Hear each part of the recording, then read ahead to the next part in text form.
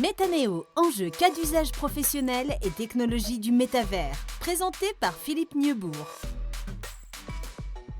Bonjour à tous, bienvenue sur le podcast Métanéo. Métanéo, le podcast qui vous parle des métavers sous l'angle professionnel B2B. Nous sommes aujourd'hui avec Mélissa Perrier, responsable des conférences et des contenus du congrès MetaDays. Mélissa, bonjour. Bonjour Philippe. Alors, en quelques mots, le congrès MetaDays, est-ce que vous pouvez nous rappeler, pour ceux qui ne connaissent pas encore, parce que Métanéo, c'est un nouveau podcast, c'est quoi un petit peu le... Alors déjà, on peut commencer par les infos très basiques.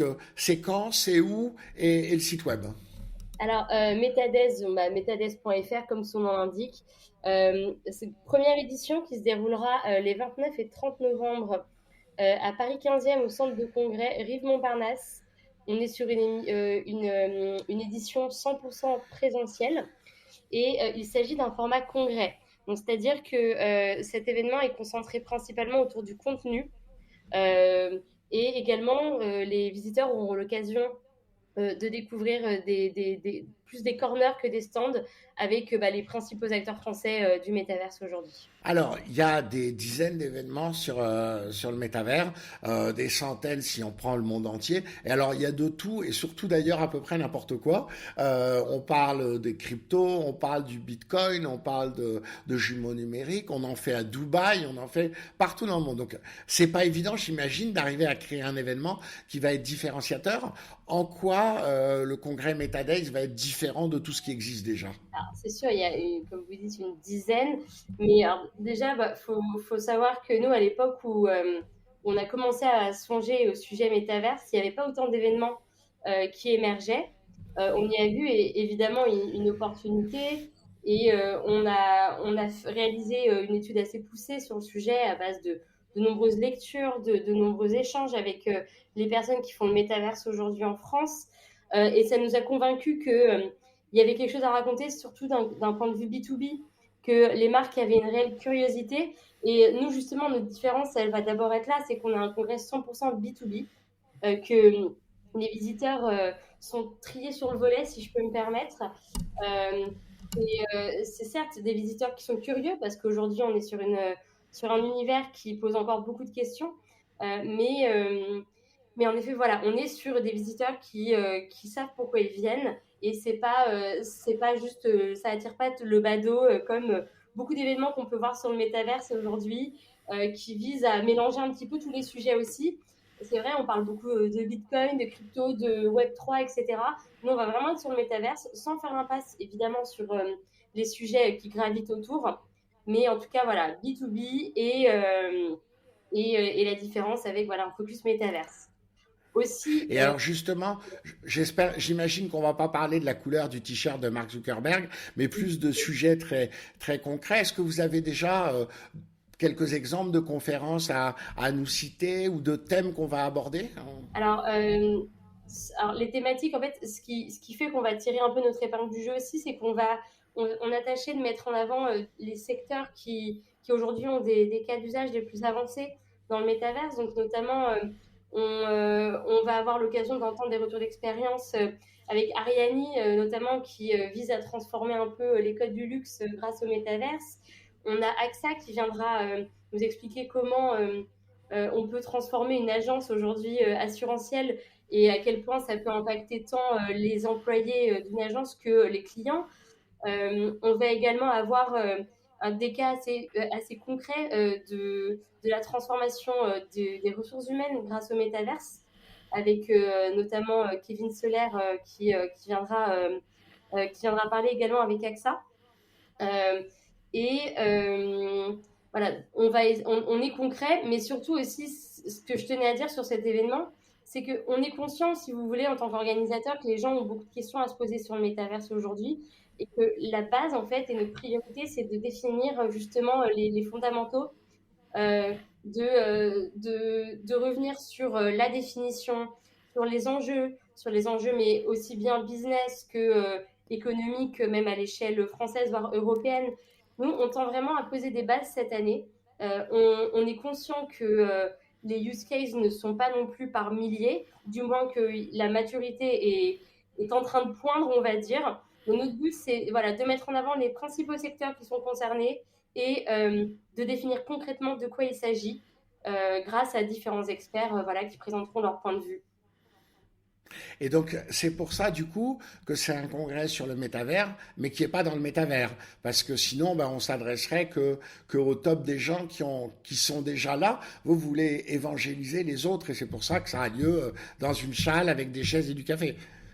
Exactement. Alors, c'est ça, le positionnement, il était assez clair, c'est bien comprendre, bien le définir et préparer justement ce véritable avènement et cette émergence qui semble imminente. Et, euh, et en fait, donner les clés, ça passe aussi bah, voilà, par rencontrer les gens en face. Et comme je disais, il y a quand même il va y avoir bah, des démonstrations parce qu'on a quand même une expo, même si je vous disais que c'était tourné autour du contenu. Les acteurs qui seront présents physiquement vont pouvoir quand même montrer de quoi il s'agit. Et également, on est conscient qu'aujourd'hui, les gens n'ont pas tous les équipements nécessaires pour participer à ce type d'événement. Et, euh, et voilà, on a préféré être dans la vulgarisation et l'évangélisation que tout de suite dans la pratique. C'est un vrai parti pris. Et alors d'ailleurs, vous êtes dans la même direction que le marché parce que on sait que Apple, s'il arrive dans les mois prochains avec un casque, sera option Pro et certainement très haut de gamme. Meta avec son prochain casque qui va être annoncé aux octobre devrait être aussi un casque Pro. Pico également. Donc ça montre que vous avez raison finalement que c'est d'abord le marché pro et après peut-être on passera au marché grand public. C'est ça que vous avez analysé. Oui, tout à fait. C'est ce qu'on analysait principalement. On voulait sortir aussi de l'aspect gaming, même si on n'est pas, enfin, on a conscience également que les marques veulent passer par le biais du gaming et du jeu pour apporter autre chose aujourd'hui à ses clients et voir voilà, à ses collaborateurs. Mais oui, on est conscient que c'est d'abord les marques qui vont investir là-dedans et qui vont probablement, d'ailleurs, bah, nous, c'est pas pour rien que les visiteurs qui viennent, globalement, c'est de la PME++, plutôt, on va dire, des ETI et des membres du CAC 40 qui sont attirés. C'est principalement ce qu'on voit, en tout cas dans les inscrits, et qui vont probablement, en effet, pouvoir investir dans ce matériel. Et d'ailleurs, c'est les premiers qui ont également investi dans l'achat de lens ou dans la location de terrain dans le métaverse. Alors, je voudrais qu'on continue avec une question très personnelle, Mélissa. Je suis un vieux journaliste qui a plus de 50 ans. Vous êtes typiquement dans la cible du métavers. Vous êtes une milléniale. Et alors, moi, je voudrais que vous me disiez ce que vous en pensez. Est-ce que ça vous tente, vous, de vous dire dans 10 ans, je vais peut-être passer une partie de ma journée dans le métavers? Est-ce que c'est quelque chose qui vous attire à titre personnel? Euh, Bien sûr, j'ai beaucoup d'enthousiasme à l'idée de pouvoir partager mon temps entre deux univers. Après, je suis une communicante et j'aime les gens et côtoyer les gens réellement. Donc, tant que ça reste authentique, en tout cas, moi, c'est ce vers quoi je tends, que ce soit professionnellement ou personnellement. Tant que ça reste authentique, je suis pas contre à l'idée dans le métaverse. Et aussi, je caresse l'espoir qu'on pourra y aller avec des équipements qui nous rendront pas malades, qui permettront d'avoir en fait une fluidité d'expérience et de rendre l'expérience vraiment agréable. Après, moi, je trouve que le côté ludique, je pense qu'on a tous besoin de ça aussi aujourd'hui. Et voilà, j'adhère à ça, évidemment. Ouais. Il y a un point qu'il faudra surveiller. Je ne sais pas si vous avez prévu de l'aborder dans les conférences, mais chaque fois aujourd'hui qu'on parle du métavers, on dit oh attention, sobriété numérique et le métavers, est-ce qu'il ne va pas à l'encontre de tous les efforts que l'on doit faire pour réduire la quantité de devices avec le nombre de casques qui vont être mis sur le marché et puis mis à la poubelle après, et puis tout ce que ça va supposer comme consommation énergétique d'avoir ce métavers. Vous et votre génération, vous êtes très sensibles à ça. Est-ce que vous allez aborder le sujet au cours du congrès? Le sujet sera probablement justement abordé dans les enjeux éthiques que ça représente. La deuxième matinée est principalement voilà, dédiée à soulever ces questions, notamment bah, alors, donc, de l'enjeu éthique autour du métaverse, également l'enjeu autour de la personnalité des avatars. On trouvait ça assez important de faut pas faire marche arrière justement et pas rentrer dans cette je sais pas, il y a combien de dizaines d'années on parlait du fait que les technologies pouvaient être corruptibles, etc. Non, justement, l'idée, c'est de montrer, de soulever ces questions et d'essayer de montrer en quoi ces technologies vont devoir en effet rentrer dans ce, enfin, pas aller dans le greenwashing, mais essayer justement de voir dans quelle mesure elles peuvent être utilisées de façon plus éthique. On est conscient en effet que toute nouvelle technologie, ça implique des bouleversements et probablement la création, comme vous dites, de matériel énergivore, etc. Mais il y a aussi un autre pendant qu'il faut voir. En tout cas, moi, c'est mon optimisme, et je pense que je suis pas la seule. C'est que si les gens se réunissent davantage dans le métaverse, peut-être qu'ils prendront moins l'avion pour se réunir lors de grosses réunions, etc. Il faut voir aussi le côté positif que ça peut représenter. Après, oui, il faut soulever cette question, elle est importante et notamment quand on sait que c'est les GAFAM qui s'emparent aussi du sujet, ils doivent montrer l'exemple. Donc j'espère qu'ils vont tenter de faire du matériel qui répondra à ces enjeux aujourd'hui. Et voilà. Et même si c'est, comme vous dites, ma génération qui se sent plus concernée, c'est vrai que c'est quand même eux les prescripteurs. Donc j'espère que ça va faire avancer les choses. Et vous avez mentionné l'éthique, c'est un sujet extrêmement important. Vous, en tant que future utilisatrice, qu'est-ce qui est nécessaire que l'on fasse pour que vous vous sentiez bien dans un métavers? Parce que on se dit, si c'est pour reproduire le monde dans lequel on est, avec tous ses défauts et tous ses problèmes, ça sert à rien de faire un métavers. Donc, qu'est-ce qui, à votre avis, doit absolument être étudié en amont pour qu'on ne refasse pas les mêmes erreurs? Peut-être les questions de modération, les questions. Voilà, est-ce que. Comme on est. Oui, après, dans notre monde actuel, on n'a pas. Quand on est dans une réunion, il n'y a pas de modérateur, c'est vrai, mais peut-être, voilà, pour qu'il n'y ait pas de dérive, je ne sais pas si c'est. Non, je réponds mal à la question. Dans le monde professionnel, il n'y aura pas trop de problèmes. Le métavers B2B, il sera sans doute pas anonyme, de la même manière qu'on va pas dans une réunion en étant anonyme. Oui, Donc, si on dit une connerie, dans la réunion, tout le monde va le savoir et on va se faire taper sur les doigts. Et je pense que ce sera la même chose dans le métavers B2B. Je pensais plus au métavers peut-être à ses déclinaisons plus grand public, où là on se dit, si on reproduit les mêmes risques de discrimination, de sexisme, etc., là ce serait dommage finalement. oui, complètement. C'est vrai que je m'interroge aussi sur ce phénomène d'inclusion. Est-ce que les efforts qui sont faits dans le réel vont être respectés dans le métavers? Il y a déjà eu des dérives. Et d'ailleurs, Oui. Stella Jacob, qui intervient sur la première table ronde, viendra en parler. Et c'est pour ça que je m'interroge sur le fait est-ce qu'un modérateur peut être bien, même si malheureusement, ça serait bien qu'il n'y ait pas de modérateur et que les gens se comportent bien sans qu'on en ait besoin. Mais oui, il y a un vrai enjeu sur l'inclusion, sur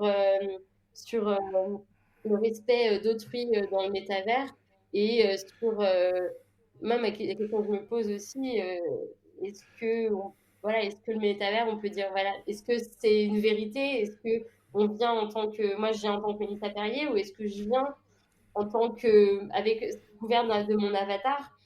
Et c'est là qu'il y a peut-être des dérives aussi, comme vous dites. Donc Oui, mais et c'est vrai que là, il y a une grosse différence entre le métavers B2B et le métavers grand public. Dans le B2B, on n'imagine pas quelqu'un qui sur non, LinkedIn se mettrait un faux nom, etc. En tout cas, il irait pas très loin. Donc oui. Mais voilà. ça arrivera, Donc je pense ça que arrivera, mais j'espère pas une généralité. votre remarque sur les modérateurs, c'est très intéressant en effet. Pourquoi a-t-on besoin de modérateurs? Normalement, on devrait être capable de se modérer tout seul. Et c'est vrai que j'ai animé des milliers de tables rondes avec 4-5 personnes. Et à chaque fois, il y a un modérateur, comme si les 4-5 professionnels n'étaient pas capables de se modérer tout seuls. Vous avez raison, c'est une très bonne remarque. Il devrait pas y avoir besoin d'un modérateur dans le monde professionnel. Euh, non, après, comme je disais, c'est vrai que toute nouvelle technologie, elle va susciter des dérives aussi. Et je pense que les gens vont en profiter. Enfin, en tout cas, c'est mon point de vue. C'est autant ça suscite de l'enthousiasme, mais ça peut aussi susciter certaines dérives. Mm.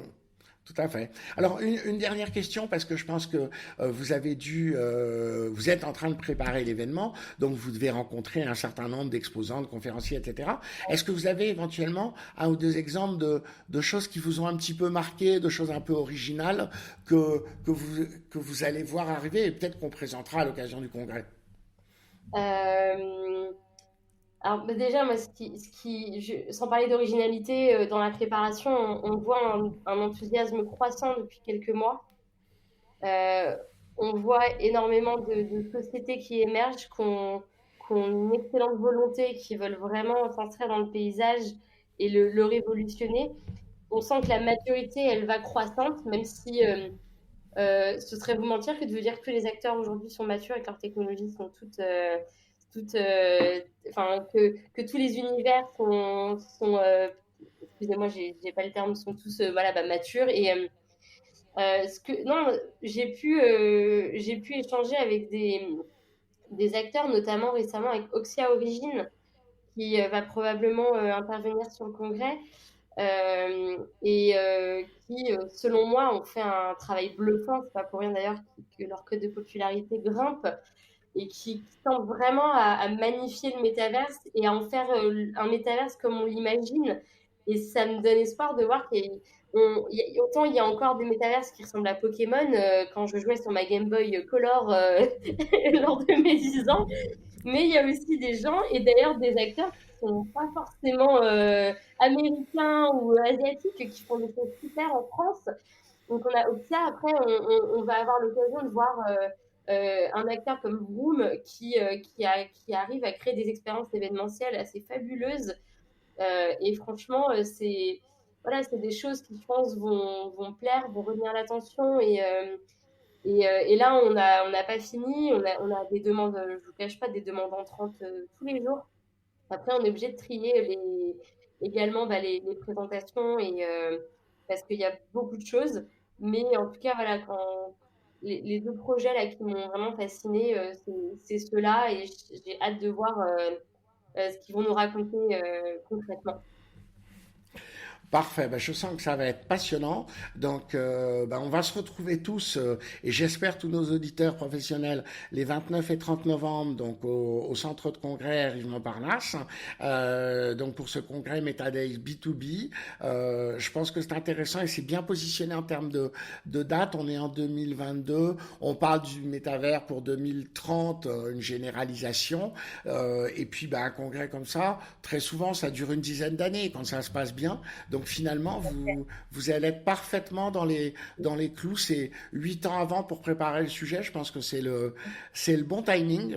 Et Donc, notre édition sera probablement dans le métavers. Peut-être pas la prochaine, mais j'ai espoir que dans quelques années, on puisse se réunir dans le métavers, mais aussi en présentiel. On est des organisateurs de congrès depuis longtemps et on sait que les gens, malgré tout, ont besoin de se voir aussi. Donc voilà, c'est quelque chose qu'on défend aussi. parfait. Mélissa Perrier, merci beaucoup. Donc, je rappelle que vous êtes responsable des conférences et des contenus donc, du congrès MetaDays. J'espère qu'après ce podcast, vous allez encore plus inonder de demandes d'intervention. En tout cas, n'hésitez pas à aller sur le site metadays.fr. Notre média Meta&Neo est partenaire de MetaDays. On relaiera l'ensemble des actualités également sur le site. Et puis, on sera bien entendu présent et peut-être qu'on fera quelques émissions à l'occasion du congrès. En tout cas, bravo pour cette initiative. Ce podcast vous est présenté par Meta&Neo. Retrouvez toute l'actualité sur www.metaneo.fr.